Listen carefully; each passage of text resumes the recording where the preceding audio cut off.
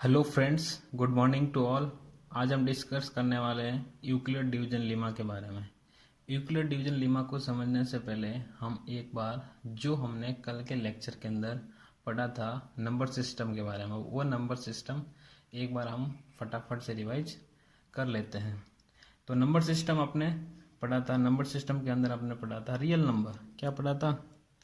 Real number. Real number पढ़ा था। और रियल नंबर हमने देखा था कि रियल नंबर आपका टू टाइप्स का था। कितने टाइप्स का? टू टाइप्स का था। एक था आपका रेशनल नंबर और दूसरा था आपका इरेशनल नंबर। फर्स्ट था रेशनल नंबर, दूसरा था इरेशनल नंबर। इरेशनल नंबर का फर्दर कोई पार्ट नहीं था, लेकिन रेशनल नंबर के फर्दर टाइप्स थे। फिर रेशनल नंबर आपका टू टाइप्स का था। एक तो आपका हो गया फ्रैक्शन और दूसरा हो गया अपना इंटीजर। क्या? इंटीजर। फर्दर इसके टाइप्स थे। इंटीजर आपका फर्दर आपका डिवाइड हो रहा था टू पार्ट्स के अंदर। इंटीजर आपके दो पार्ट्स, एक था नेगेटिव नंबर और दूसरा था होल नंबर। एक तो नेगेटिव नंबर हो गया, दूसरा होल नंबर हो गया। अब फर्दर होल नंबर के टाइप्स थे, वो कौन से थे? एक तो था जीरो और दूसरा था अपना नेचुरल नंबर। यही हमने डिस्कस किया था कल। हमने रिएशनल नंबर था, वो आपका टू टाइप्स का था। फिर आपके इंटीग्रल टाइप के दो फर्दर टाइप्स थे, एक तो नेगेटिव नंबर, एक होल नंबर। होल नंबर के आपके फर्दर टू टाइप्स थे, एक तो जीरो, एक नेचुरल नंबर। ठीक है। आपका जीरो सिंपल सबको पता था। नेचुरल नंबर क्या होता था? वो नंबर जो अपन काउंटिंग के लिए जनरली यूज लेते हैं, जैसे 1, 2, 3 एंड सो ऑन, आपका एन तक, स्मॉल एन तक नंबर जो होते हैं वो आपका नेचुरल नंबर होते हैं। और होल नंबर कौन से हो जाएंगे? जीरो और ये वाला नेचुरल नंबर ऐड कर देंगे, 0, 1, 2, 3 से लेकर स्मॉल एन तक वो नंबर हो जाएंगे होल नंबर। और नेगेटिव नंबर क्या होता था आपको बताया था मैंने, जैसे -1, -2 से लेकर -n तक। ठीक है। नेगेटिव नंबर, होल नंबर दोनों को ऐड करो तो क्या बन जाता है? Integer number. इनको ऐड कैसे लिखेंगे? अब ये नेगेटिव नंबर है, इसको उल्टा लिखेंगे। जैसे अपन लिखते हैं ना, जैसे हमने लिखते हैं, यहाँ पे लिखता हूँ मैं 0, 1, 2, 3 से n तक। n आ रहा लास्ट में आ रहा ना, तो इधर भी -n है ना, उधर लास्ट में आना चाहिए, इधर के लास्ट में। तो इधर -n से स्टार्ट कर देते हैं, -n। फिर ले लेंगे -3, -2 और -1। ठीक है। अब फ्रैक्शन क्या होता है? इंटीजर आपको पता चल गया। फ्रैक्शन वाला पार्ट कैसे क्या होता है? फ्रैक्शन वाला जैसे अपन लिखते हैं ना, अपन 1/2 हो गया, 3/4 हो गया। इस टाइप्स के नंबर्स जो होते हैं ना, वो जो नंबर काउंटिंग के लिए नहीं होते हैं, आप ऐसे भी बोल सकते हैं। ठीक है। जैसे अपन काउंटिंग के लिए जैसे नेगेटिव नंबर भी साथ में इंक्लूड हो जाएंगे, जैसे 0.03, 0.4, 0.8, मतलब डेसिमल के अंदर नंबर जो होते हैं वो नंबर अपने क्या कहलाते हैं? Fraction number. और इरेशनल नंबर कौन से होते थे? जो आपके नंबर रूट के अंदर होते हैं, जैसे √3, √2, √3, √5, मतलब जिनका रूट परफेक्ट स्क्वायर रूट नहीं होता। जैसे अपन लेते हैं √4, तो √4 का परफेक्ट स्क्वायर होता है, वो हो जाता है 2। तो ये वाला नंबर अपने इंक्लूड नहीं होगा इरेशनल नंबर के। ये नंबर आ जाएगा अपने नेचुरल नंबर के अंदर। समझ गए? ऐसा नंबर नेचुरल इरेशनल नंबर होगा जो जिसका परफेक्ट स्क्वायर नहीं होता। ठीक है। यहाँ तक बात समझ में आई? अब अपन आज का डिस्कस करें। आज हम स्टार्ट करते हैं। अभी नंबर सब कंप्लीट हो गए। आज नया टॉपिक लेते हैं अपन। नया टॉपिक है अपना Euclid division Lima. Euclid division Lima.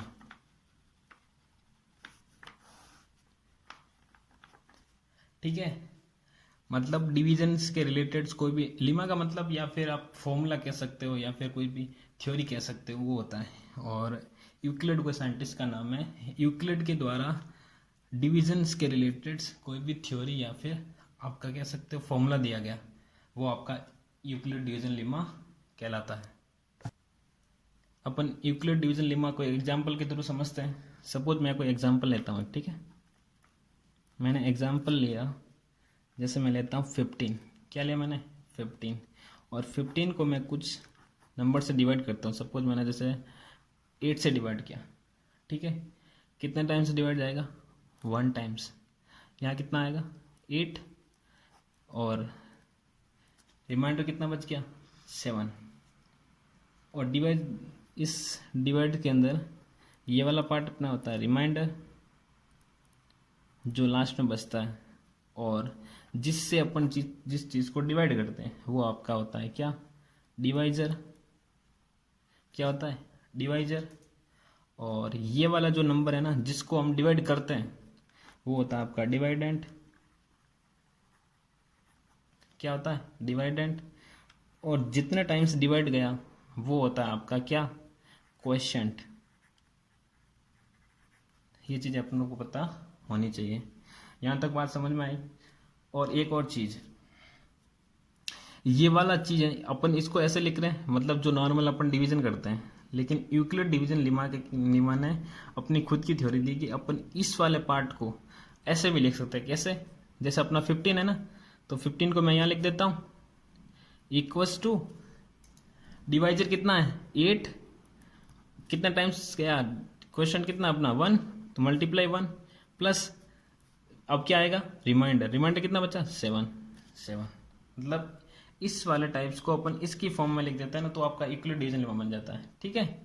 अब यूक्लिड डिवीजन लेमा ने क्या बोला कि आपका जो डिवाइडेंट होता है ना, उसको अपन स्टैंडर्ड फॉर्म के अंदर स्मॉल ए लिखते हैं। क्या लिखते हैं? स्मॉल ए। और जिस चीज़ से अपन डिवाइड करते हैं ना, आपका जो डिवाइजर होता है, उसको लिखते हैं अपन बी। और जो क्वोशिएंट होता है उसको लिखते हैं अपन स्मॉल क्यू।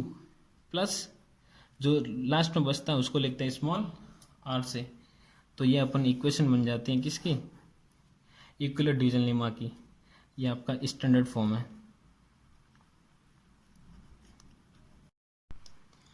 स्टैंडर्ड फॉर्म पता चल गया अपने को कि A equals to B into Q plus small R. ये आपकी स्टैंडर्ड फॉर्म होगी यूक्लिड डिवीजन लेमा की। अब यहाँ पे कुछ लिमिटेशंस लग जाती हैं। किसके लिए? स्मॉल आर, रिमाइंडर के लिए। वो लिमिटेशंस क्या है वो भी देखते हैं।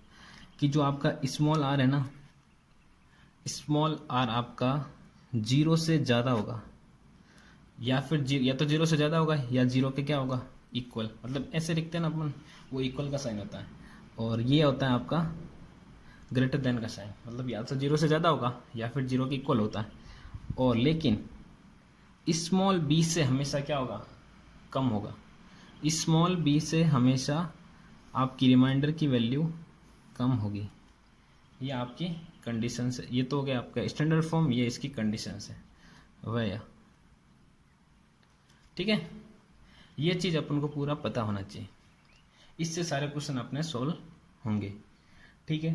अब देखो, अब कुछ और डिस्कस कर लेते हैं अपन कि जो आपका स्मॉल ए है ना, स्मॉल ए, इसको अपन क्या बोलते हैं? जब एस शेप के क्वेश्चन सोल्व करेंगे ना, तो स्मॉल ए को अपन लार्ज नंबर लेंगे। क्या लेंगे? Large number. और जो स्मॉल बी है उसको लेंगे अपन स्मॉल नंबर। ये चीज़ की आपको पता होनी चाहिए, ठीक है। यहाँ तक कुछ डाउट है? नहीं, यहाँ तक आपको सब कुछ समझ आ गया। तो यूक्लिड डिवीजन लेमा का एग्जाम्पल के थ्रू स्टैंडर्ड फॉर्म क्या है, उसकी कंडीशंस क्या है, और आपका जो ए होता है वो क्या होता है, और बी क्या है, वो अपने डिस्कस कर लिया। अब आगे डिस्कस करते हैं, एक और चीज़ डिस्कस करते हैं अभी, ठीक है। कि अब बात करते हैं अपन फॉर्म ऑफ ऑड नंबर। जो आपका ऑड नंबर है उसका फॉर्म क्या होता है वो डिस्कस करते हैं, ठीक है। वो डिस्कस करते हैं। जैसे एग्जांपल ले लेते हैं अपन कोई भी। जैसे हमने लिया 17, उसको मैं 2 से डिवाइड करता हूँ। कितना कितना टाइम्स डिवाइड जाएगा वो बताएगा? 8 टाइम्स जाएगा। 8 इंटू 2, 8 टू इंटू 2 आपका हो जाएगा 16। रिमाइंडर कितना बचेगा यहाँ पे? रिमाइंडर बचेगा यहाँ पे 1। अगर मैं लेता हूँ 19 अपॉन 2, 8 टाइम्स आ रहा, ठीक है, या 9 टाइम्स 9 इंटू 2 18 हो जाएगा। यहाँ पे भी रिमाइंडर कितना बचा है 1। मतलब आप जब ऑड नंबर लेते हो ना, ऑड नंबर वो होते हैं जिसका 2 से डिविजिबल नहीं होते हैं। जो ऑड नंबर ऐसे ही होते हैं, जैसे आपका 1 हो गया, 3 हो गया, 5 हो गया, 7 हो गया, 9 हो गया, ये सब होते हैं ना आपके ऑड नंबर होते हैं। जैसे मैंने ऑड नंबर लिया 17 और 19, दोनों में डिवाइड करूंगा 2 का, तो रिमाइंडर हमेशा कितना बचेगा 1। ऑड नंबर कोई भी ले लो, आपका रिमाइंडर हमेशा 1 ही बचेगा। तो अपन रिमाइंडर अगर 1 बच रहा है तो अपन इसको एस फॉर्म में लिख सकते हैं। किस फॉर्म में? स्मॉल ए है तो स्मॉल ए को स्मॉल ए रहने दो। आपका बी मतलब क्या होता है? जिससे अपन डिवाइड करते हैं वही होता है। तो यहाँ डिवाइड किससे कर रहे हैं अपन? 2 से डिवाइड कर रहे हैं। जब ऑड नंबर होता है तो तभी तो पता चलता है कि ये ऑड है कि इवन है। 2 से डिवाइड करने से पता चलता है।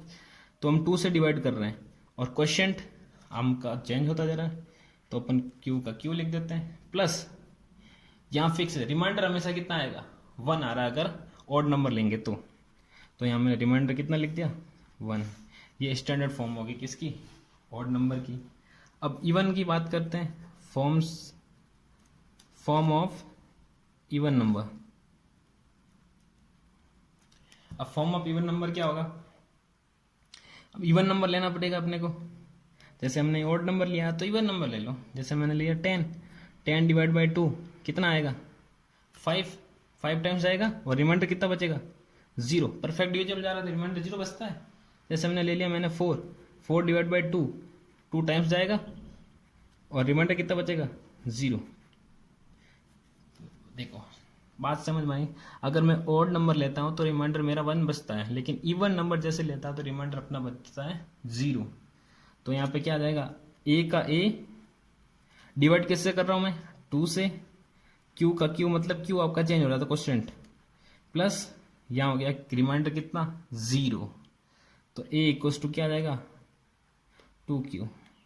ये स्टैंडर्ड फॉर्म होगी किसकी? इवन नंबर की। ठीक है, ये फॉर्म किसकी हो गई? इवन नंबर की। अब और डिस्कस करते हैं अपन, एक चीज और डिस्कस कर लें। यहीं पे भी कर लेते हैं डिस्कस। क्या चीज कर लेते हैं अपन? जैसे 2 आपके कॉन्जुगेटिव नंबर होते हैं ना, 2 कॉन्जिक्यूटिव नंबर।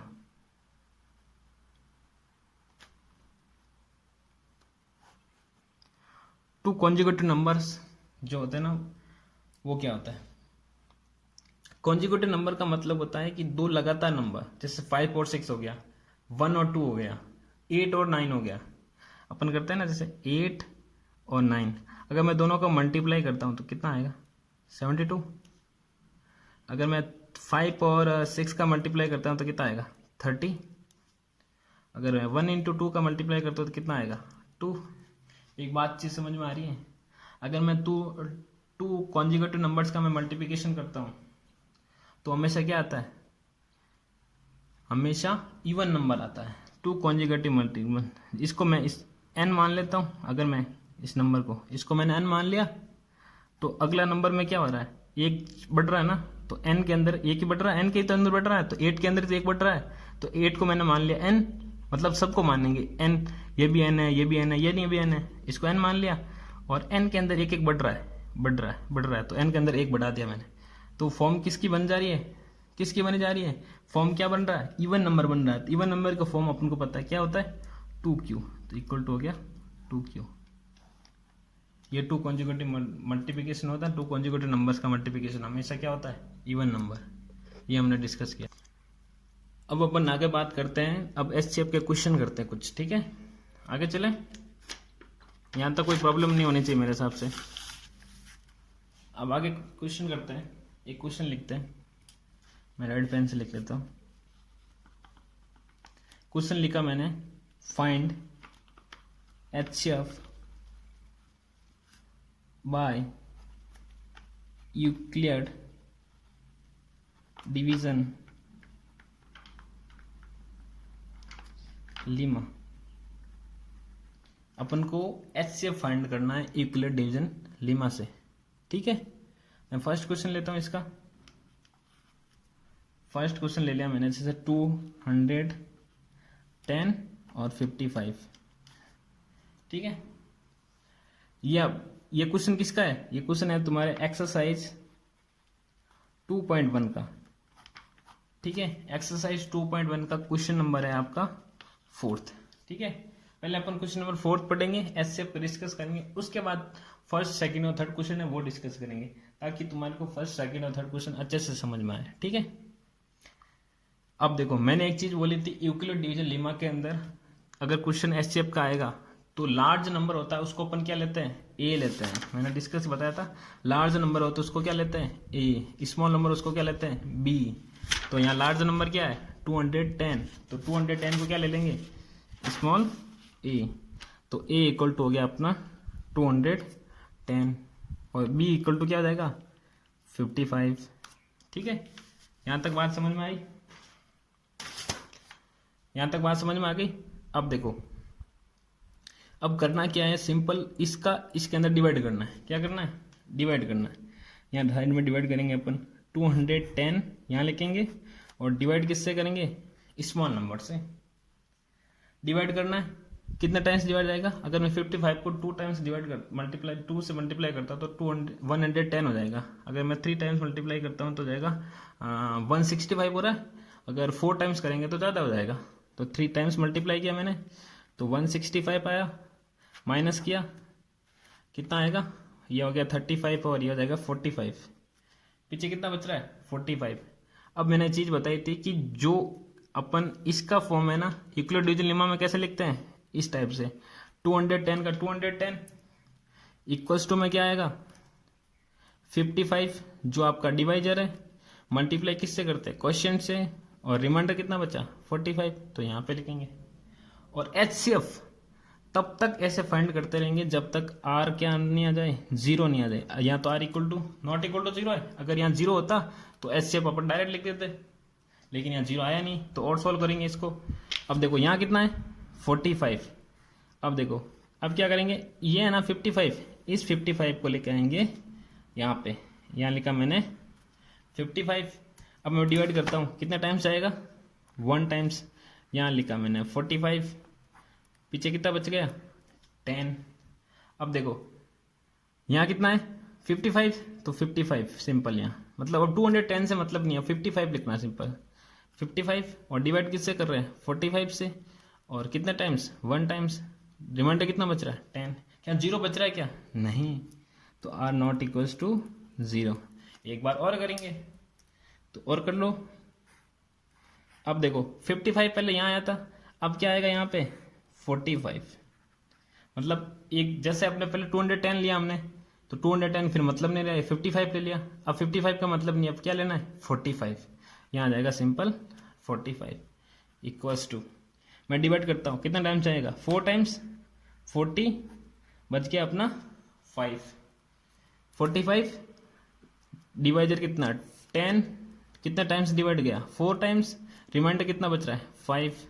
क्या फिर से जीरो आया क्या, नहीं, आर नॉट इक्वल्स टू 0। अब फिर आगे और सॉल्व करते हैं, आगे सॉल्व करते हैं इसको। यहाँ पे कितना लिखूंगा तुम ही बताओ, क्या 45 लिखूंगा, नहीं, क्या लिखेंगे 10 आएगा यहाँ पे, ये रहा 10। अब डिवाइड कर कितने टाइम्स आ रहा है 2 टाइम्स, ये हो गया 10, और रिमाइंडर कितना बच रहा है अब 0।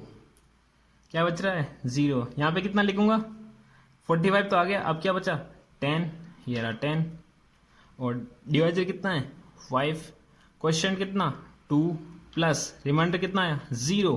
अब रिमाइंडर 0 आएगा क्या, हाँ, तो यहाँ लिख देंगे आर इक्वल्स टू 0। ये एरोज है ना, आपको नहीं बनाने, ये एरोज मैंने ऐसे ही बना दिया आपको समझाने के लिए, ठीक है। अब देखो, अब लिखना अपन को direct HCF of 210 and 55। HCF कितना हो जाएगा, एचसीएफ होगा सिंपल, जब लास्ट में 0 आ जाता है ना अपना, ये क्या रिमाइंडर, जब रिमाइंडर 0 आता है तो आपका जो बचता है ना लास्ट में डिवाइजर, 0 पे डिवाइजर बचता है, वही अपना क्या है एचसीएफ होता है। ये चीज़ ध्यान रखना, सिंपल चीज़ है, सिंपल आसान क्वेश्चन है, कोई ज़्यादा कोई हार्ड वाली चीज़ नहीं है, ठीक है। यहाँ तक कोई प्रॉब्लम नहीं होनी चाहिए मेरे हिसाब से, सिंपल कुछ नहीं करना है। ए को आपको 210 लिया, मतलब जो लार्ज नंबर है उसको ए लेना है, जो स्मॉल नंबर उसको मैंने बी ले लिया। फिर डिवाइड करना है स्मॉल नंबर का बड़े नंबर में, डिवाइड करते जाना है, तब तक डिवाइड करते रहना जब तक रिमाइंडर क्या नहीं आ जाए, 0। जब रिमाइंडर 0 आ जाता है, जो आपका डिवाइजर बचता है, वो डिवाइजर आपका HCF होता है। आगे और क्वेश्चन सॉल्व करते हैं एक, ताकि और अच्छे से समझ में आ जाए। फिर मैं प्रैक्टिस के लिए तुम्हारे को क्वेश्चन दूंगा, वो क्वेश्चन आपको करने हैं। अगला क्वेश्चन लेते हैं एक, ये क्वेश्चन अपना 2.1 का क्वेश्चन नंबर 4 का सेकंड। मैंने लिया 420 और 130। अब तुम ही बताओ सॉल्यूशन क्या होगा। ए क्या लूंगा मैं, 420, और बी क्या लेंगे, 130। ठीक है, यहां पे क्या करेंगे, सिंपल डिवाइड। किसका डिवाइड करेंगे, यहां लिखेंगे 420 और डिवाइड करेंगे किसका, 130 का। अब 130 का डिवाइड करो, कितने टाइम्स डिवाइड जाएगा, ये हो गया तुम्हारे, अगर मैं 2 टाइम्स कर रहा तो 2 हो गया 260, 3 टाइम्स करते हो गया 390, 3 टाइम्स ये हो गया 390। अब कर लेना डिवाइड, तुमको आता ही होगा सबको वैसे, अगर नहीं आता हो तो मेरे को बता देना, मैं सिखा दूंगा आपको। ठीक है, ये हो गया 0, 12, ये आ गया 3, मतलब कितना बच गया रिमाइंडर, 30। अब लिखेंगे अपन यहाँ पे क्या लिखेंगे, तुम ही बताओ, 420। यहाँ क्वेश्चन कितना, 130, रिमाइंड ये अपना कितना आया, क्वेश्चन कितना 3, प्लस ये आपका डिवाइजर, सॉरी, प्लस रिमाइंडर बच गया अपना 30। क्या रिमाइंडर 0 आया क्या, नहीं, तो रिमाइंडर नॉट इक्वल्स टू 0। आगे और करते हैं अगला स्टेप, यहाँ पे कितना लिखूंगा, अब तुम ही बताओ, 130, सिंपल, ये 130, और यहाँ कितना लिखूंगा मैं, 30, जिससे डिवाइड करते हैं ना अपन डिवाइजर से, कितने टाइम्स जाएगा, 4 टाइम्स जाएगा ना, 4 × 30 120 हो गया, बच गया कितना 10, 4 टाइम्स प्लस कितना, रिमाइंडर कितना बचा 10। इसको आपको क्वेश्चन की प्रैक्टिस करनी है आपने को, रिमाइंडर 0 आया क्या, नहीं। फिर से आगे सॉल्व करते हैं। अब यहाँ पे क्या लिखूंगा मैं, 30, कितनी टाइम्स, 3 टाइम्स 30। अब आ गया रिमाइंडर तुम्हारा 0।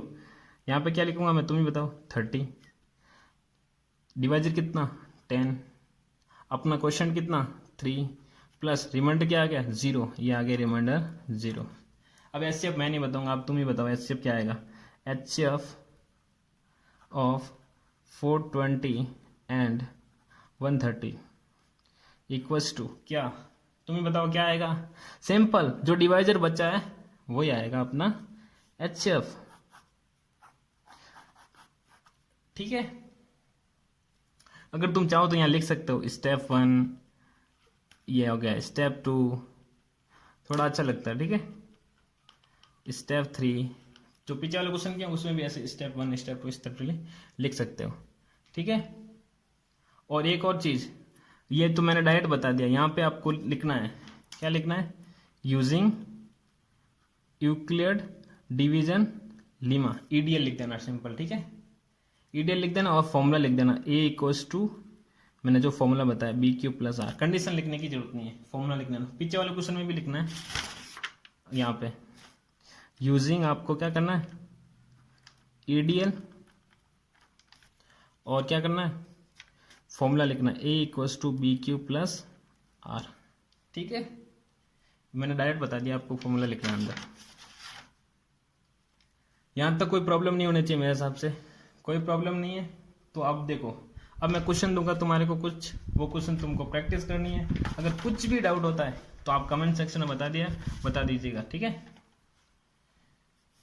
अब मैं क्वेश्चन देता हूँ, क्वेश्चन नंबर 3 आपको सॉल्व करना है। ठीक है,